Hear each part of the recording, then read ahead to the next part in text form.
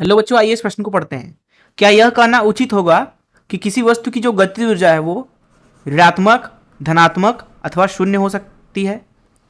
आइए इस प्रश्न की मुख्य अवधारणा की चर्चा करें। मुख्य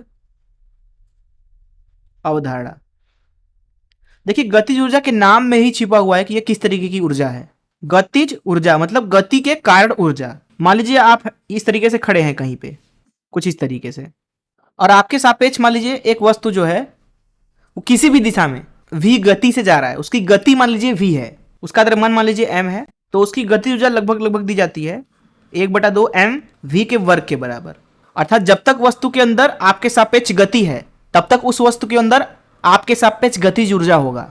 क्या हो अगर आप इसी वस्तु के ऊपर बैठ जाएं कुछ इस तरीके से, तो आपके सापेक्ष तो वस्तु स्थिर हो जाएगा। तो जब आप यहां पे खड़े थे तो इस अवस्था में जो गतिज ऊर्जा है वो है 1/2 mv का वर्ग।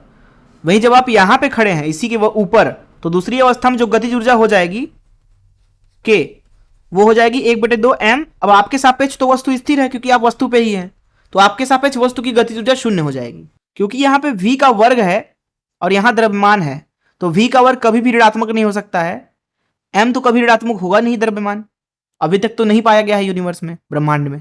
इसलिए हम ये बोलेंगे कि जो किसी वस्तु की गतिज ऊर्जा होती है वो कभी भी ऋणात्मक तो नहीं हो सकती है, वह शून्य हो सकती है, वह अशून्य भी हो सकती है, लेकिन वो ऋणात्मक नहीं होगी, वो या तो धनात्मक होगी या तो शून्य होगी। तो अगर इस मुख्य अवधारणा से ही इस प्रश्न को हल कर दें, तो प्रश्न में बोला जा रहा है कि क्या यह कहना उचित होगा कि किसी वस्तु की गतिज ऊर्जा ऋणात्मक, धनात्मक व शून्य हो सकती है? नहीं भाई साहब, आप केवल ये बोल सकते हैं कि धनात्मक अथवा शून्य हो सकती है, लेकिन आप ऋणात्मक कभी नहीं बोल सकते हैं अभी तक की खोजों से। तो हम यही बोलेंगे।